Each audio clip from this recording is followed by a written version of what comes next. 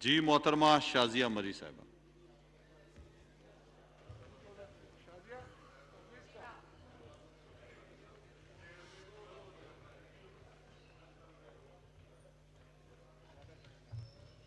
बिस्मिल्लाहिर्रहमानिर्रहीम। बहुत शुक्रिया डिप्टी स्पीकर साहब। सर, सबसे पहले तो क्योंकि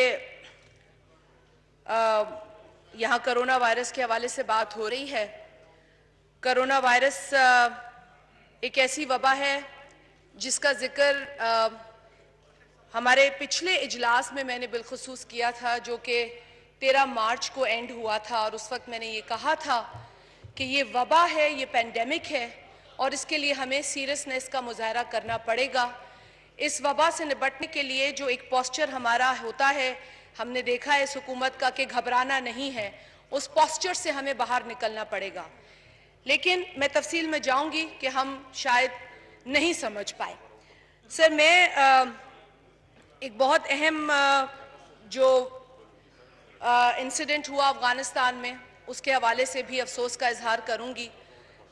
वहाँ मैटरनिटी हॉस्पिटल पर जो हमला हुआ, दरिंदगी की ऐसी मिसाल हमने देखी जिससे कि बहैसियत माँ मैं खुद वो अल्फाज तलाश नहीं कर सकती जो उस गम और दुख का और गुस्से का इजहार करें।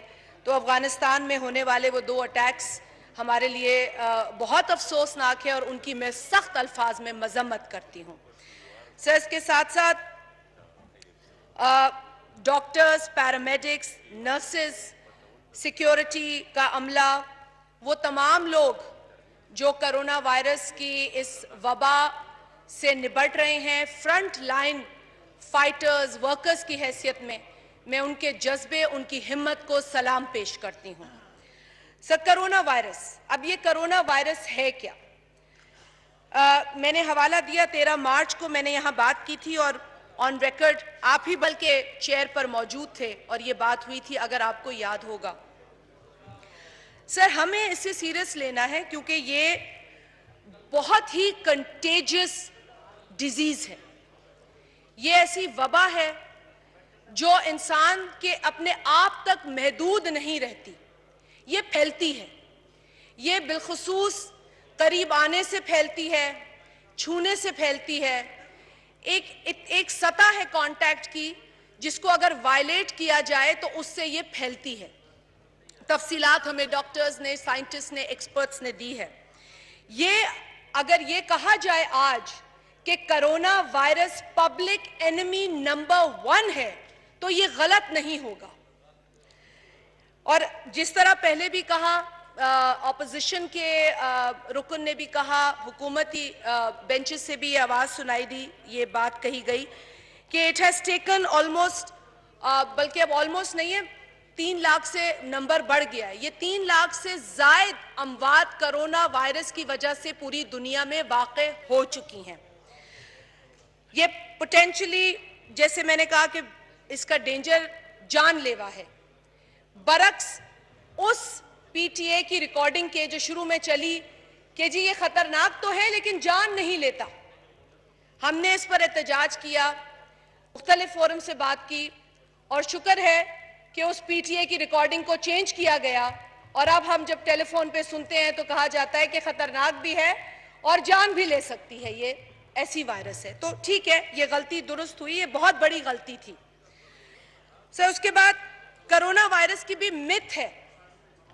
बहनें भी बैठी हैं यहाँ और I have more faith in the women who pay more attention and are more committed. Corona virus गर्म पानी पीने से नहीं मरता। कोरोना वायरस गर्म पानी के गरारे करने से नहीं मरता। कोरोना वायरस मुंह में हेयर ड्रायर की गर्म हवा लगाने से नहीं मरता। और इसे एंडोर्स किया जा रहा था, इसीलिए मैं ये मिथ यहां पर बता रही हूं कि ये सब गलत बातें हैं। कोरोना कोई ऑर्डिनरी फ्लू या कोई ऑर्डिनरी बुखार नहीं है। कोरोना सिर्फ बूढ़ों या बीमारों को नहीं लगता। लेटेस्ट रिसर्च ने तो यह साबित कर दिया है कि कोरोना यंग लोगों को, लग भी रहा है और उनको स्ट्रोक्स हो रहे हैं। तो please I would request the honorable members in this house and the people who are watching the proceedings of this very august house, please stop downplaying coronavirus. Please clear your minds and the narrative that is being built, that is built about coronavirus, and please take it very seriously. उसके बाद हमें ये पूछना है, हम अपने आप से भी पूछते हैं, लेकिन हुकूमत से ये पूछना हम चाहेंगे कि वो कोरोना वायरस को किस तरह देखती है, क्योंकि हमने बहुत मिक्स्ड मैसेजेस देखे हैं।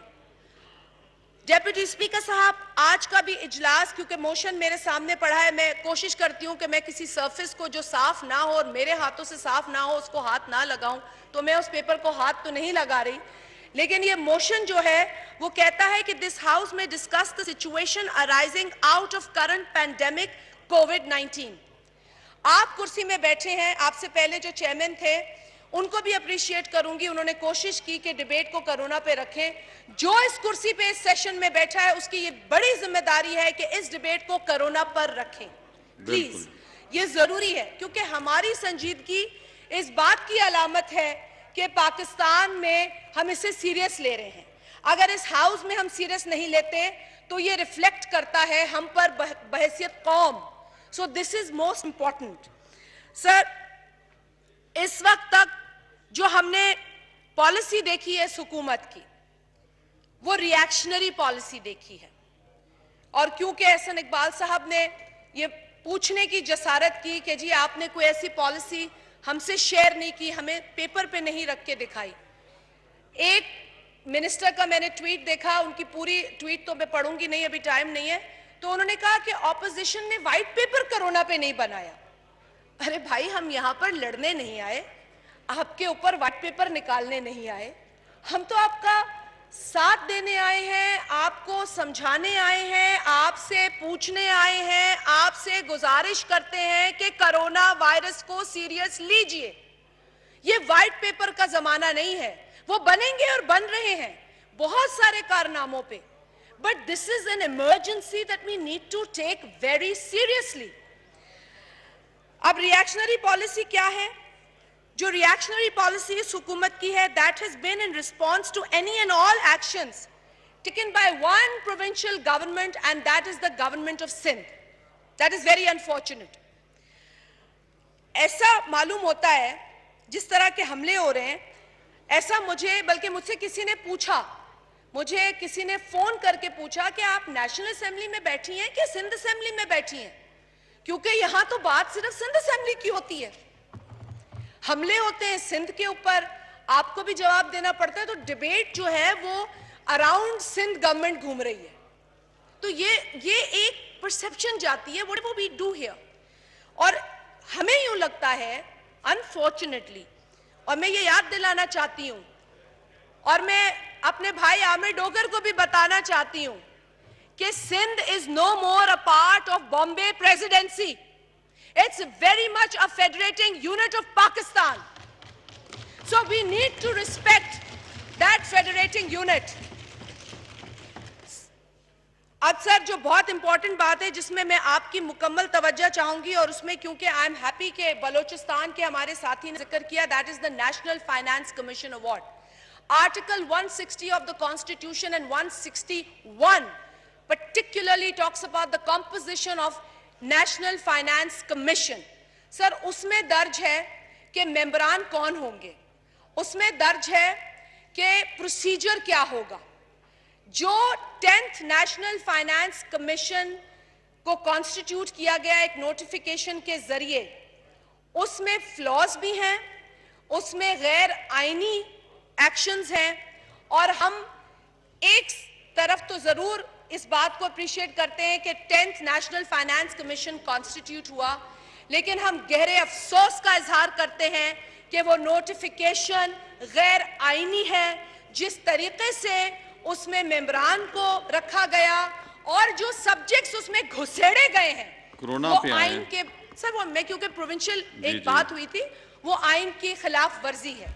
तो इस गैर आईनी नोटिफिकेशन को वापस लिया जाए और फ्रेश नोटिफिकेशन जारी किया जाए। क्योंकि मैं आर्टिकल्स, आपने कहा फिर से मैं आ रही हूं कोरोना की तरफ, लेकिन articles I wanted to go in detail, but that's okay, it's okay, I understand corona is most important and I believe in it. Sir, अब क्योंकि यहां पर बात हुई, खुशी तो नहीं कि लॉकडाउन लगा पाकिस्तान के अंदर, लेकिन ये बताना जरूरी है कि पहला लॉकडाउन अगर पाकिस्तान में लगा वो सूबा सिंध में लगा। उसके बाद ये भी अच्छी बात थी कि और सूबों ने फॉलो किया उसे, और करना था। दिस इज इंपॉर्टेंट अगेन, ये आइडियाज, ये परसेप्शन, ये मैसेजेस गलत हैं कि लॉकडाउन नहीं लगना चाहिए था। एनडीएमए के चेयरमैन की रीसेंट स्टेटमेंट यह है कि जी लॉकडाउन तो सख्त लगना ही नहीं चाहिए था। अब अगर इस तरह के मिक्स मैसेजेस होंगे तो वही होगा जो आज बाहर हो रहा है, वही होगा जो कल जेपीएमसी कराची में है।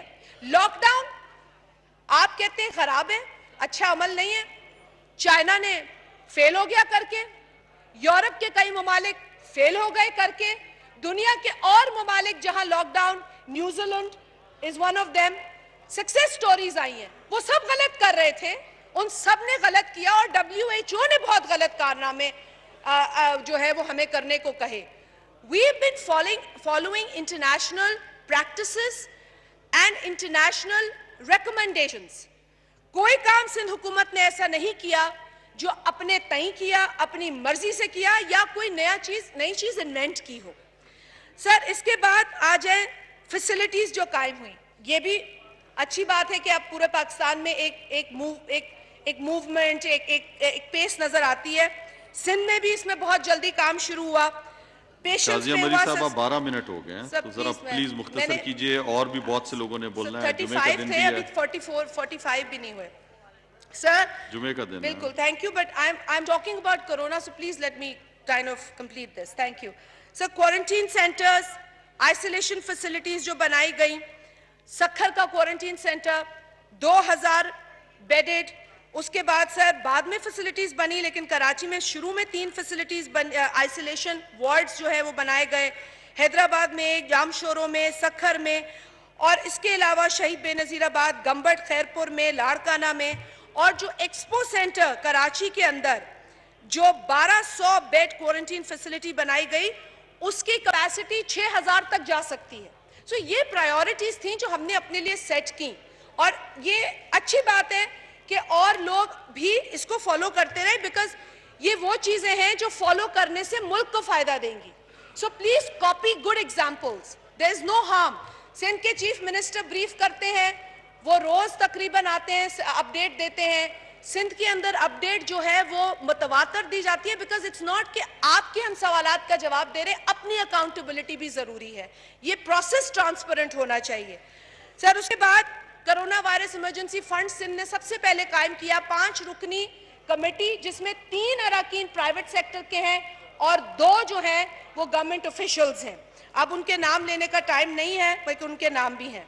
उसके बाद राशन बांटा गया, वो मैं क्योंकि भूटानी साहब बात कर चुके हैं, सिंध वो वाहिद प्रोविंस था जहां एक सिस्टम के जरिए राशन बांटा गया। कोर्ट के अंदर एक कंफ्यूजन हुई जिसको जाके हमने फेस किया और वो बात क्लियर हो गई, लेकिन वो था ना कि जी मुखालफत करनी है, तो एक ऑनरेबल जज ने कुछ कह दिया, और वो भी बेस्ड ऑन मिस इन्फॉर्मेशन। आजकल हम मिस इन्फॉर्मेशन के दौर में चल रहे हैं, लेकिन जब वो मिस इन्फॉर्मेशन क्लियर हुई वो बात खत्म हो गई। लेकिन हमने ये सोचा कि नहीं, ये बात कह दी गई है तो गिरबान पकड़ो सिंध का, चाहे कोरोना वायरस हो, चाहे लोग मर रहे हो, चाहे हमारी बर्बादी की तरफ हम जा रहे हो, लेकिन पकड़ो सिंध को। बहुत शुक्रिया। एनीवे सर, दो तीन बातें और है सर, 2-3 बातें और है। Thank you sir. हमें जो बड़ा नुकसान है, जैसे मैंने पहले कहा, वो जो सबसे बड़ा नुकसान है वो 2 बातों से, कोरोना वायरस तो हमारे लिए बहुत बड़ी वबा है जिसका हमें सामना है, लेकिन जो बड़ा नुकसान है वो मिक्स मैसेजिंग, और ये जो एक फिजा बनाई जाती है इश्तियाल अंगेजी की। ये 2 ऐसी चीजें हैं जिनसे हमें निपटना पड़ेगा, और हमें इसके लिए सॉल्यूशंस ढूंढने पड़ेंगे। पहले के लिए तो सॉल्यूशंस ये है कि नैरेटिव को क्लियर करें, और सर मैं नैरेटिव पे अगर आऊं तो प्राइम मिनिस्टर ऑफ पाकिस्तान के नैरेटिव की मैं बात करूंगी। जब कोरोना के 2 केसेस 26 फरवरी को आते हैं तो पहली मीटिंग जो बुलाई जाती है, और यहाँ कहा गया हम बड़े प्रोएक्टिव थे, तो पहली मीटिंग बुलाई जाती है 13 मार्च को, which is exactly 15 days after those 2 cases जो रिपोर्ट होते हैं। फिर उनका पहला खिताब आता है 17 मार्च को। येट अगेन 17 मार्च वो दिन था जब पाकिस्तान में 238 लोग इन्फेक्ट हो चुके थे। वो पहला खिताब वजीर आजम का उस दिन हुआ। So I am just trying to understand कि ये पेस जो थी, how difficult was it for our government to understand that corona has hit Pakistan when it had hit other countries much before us? Sir मैं थोड़ा सा और मुझे time दे दीजिए। बहुत से और भी मेंबरान सर मुझे सिर्फ 5 मिनट दे दीजिए। आपने बहुत लंबी तकरीर कर दी है, अभी 15 मिनट हो 16 मिनट हो चुके हैं, 16 मिनट हो चुके हैं। अभी मैं दूसरे को मौका दे रहा हूं, आप 1 मिनट में खत्म करें। No strategy, no policy, information जो प्रोवाइड हो रही थी वो भी बहुत मिक्स थी। सर आप please let the chair decide and please do not dictate the chair, I appreciate that. Sir इसके बाद अब जो एक बड़ा मसला है वो है फूड सिक्योरिटी का। सर लोकस टिड्डी दल जिसने हम पर हमला किया हुआ है, पूरा 1 साल लग गया इस ऐवान में चीखते रहे, कुछ नहीं किया फेडरल गवर्नमेंट ने। एक वबा हमें हेल्थ क्राइसिस की शक्ल में मिली है, दूसरा क्राइसिस हमें फूड का अल्लाह ना करे मिले। होश के नाखून ले और लोकस जैसे इस चैलेंज से निपटने के लिए कमर कस ले। सुबह की मदद करे डॉक्टर बाबर अवान साहब। जी डॉक्टर बाबर अवान साहब, थैंक यू। आपकी हो गई कोरोना के बाद, आप दूसरे मौजू पे आ गई हैं। जी डॉक्टर बाबर अवान साहब जी एंड अप हो चुकी है। उन्होंने कोरोना पे जो बोलना था बोल दिया जी। मैं उन्हें पहले कह चुका हूं। डॉक्टर बाबर अवान साहब आप अपनी बात करें जी। आप वाइंड अप हो चुका है जी। नहीं, मैंने आपको 2-3 दफा कहा। डॉक्टर बाबर अवान साहब को भी मैंने पूरा मौका दिया है जी, पूरा मौका दिया है। वो दूसरी चीज पे आ गई हैं। उन्होंने खुद कहा है कि मौजू कोरोना है, कोरोना पे बात कर दी है हमने। जी बाबर अवान साहब आप बोलें जी, माइक आपका खुला है। मिस्टर स्पीकर, एक शाजिया साहिबा 1 मिनट। मिस्टर स्पीकर, आप मेरी तकरीर में से 1 मिनट उनको दे दें। थैंक यू जी, बात करें आप जी। अफसोस हुआ कि आपको ये बात समझ में नहीं आई कि locust is linked to food security is linked to the crisis that we are moving towards. Please समझने की कोशिश करें। Thank you. टिड्डी दल, अगर आपको अब समझ आ रहा है। साहब वे फॉरवर्ड मैं सिर्फ ये कहूंगी कि क्योंकि हमने शुरू में इसे कंटेन नहीं किया जैसे करना था, मैं ब्लंडर्स पे नहीं जा रही हूं, वो गिनवा सकती हूं, सबने गिनवाए हुए, प्लीज ना कहें कि नहीं हुए। मिटिगेट हमने कुछ हद तक किया, जिसमें सूबों का रोल था, सिंध का बहुत अहम रोल था और हमें मिटिगेशन में मदद हुई। अब अगर मैं हमले किसी पे नहीं कर रही हूं और आप फिर भी मुझे बात नहीं करने देते। Sir now the virus is spreading and we all accept it spreading. This is the time when we need to unite against the virus. We need uniformity in policy, ये मेरी सजेशंस है। We need to stop mix messaging and we need to clear this misconception that it's a normal or regular fever. We need to strengthen our hospitals. We need to strengthen the health care system, the capacity of health care. हमने हर सिंध के अंदर मिसाली dialogue हुआ है, traders के साथ हुआ है, politicians के साथ हुआ है, पॉलिटिकल पार्टीज के साथ हुआ है। सर यहाँ तो हमें वो लोग दर्ज देते हैं, ट्रेडर्स का बताते हैं। अब हम क्या कहें, कराची तो वो शहर था जहां आज ट्रेडर्स बात कर रहे हैं, एक जमाने में पर्चियां मिला करती थी ट्रेडर्स को। सो ये बातें हमने बैठ के सब्र से सुनी है सिर्फ कोरोना की वजह से। सही जी। सर अब ये 2-3 मोर रिकमेंडेशन। सर फेडरल गवर्नमेंट के लिए बहुत जरूरी है कि वो इंश्योर करें और प्रोविंसेस के साथ मिलकर इंश्योर करें, क्योंकि प्रोविंसेस आपके साथ खड़े हैं इसमें। प्रोविंसेस के साथ मिलकर इंश्योर करें that every frontline worker has personal protective equipment. We need the federal government, like I said, to first to fix its messaging and devise one national cohesive uniform policy to fight corona. We need to know what the government wants to do. We don't really know. The reactions don't tell us. You need to tell us. Come up with a policy and a strategy. We need the federal government to act like a government and not like अभी a कितने 5 minute हो spectator. गए हैं जी We दोबारा need the federal government to act like a government and not like a spectator. अल्लाह ताला हमें इस वबा से बचाए और अल्लाह ताला इस मौके पर हमें इस वफाकी हुकूमत की नाअहली से भी बचाए। बहुत शुक्रिया जी बहुत जी।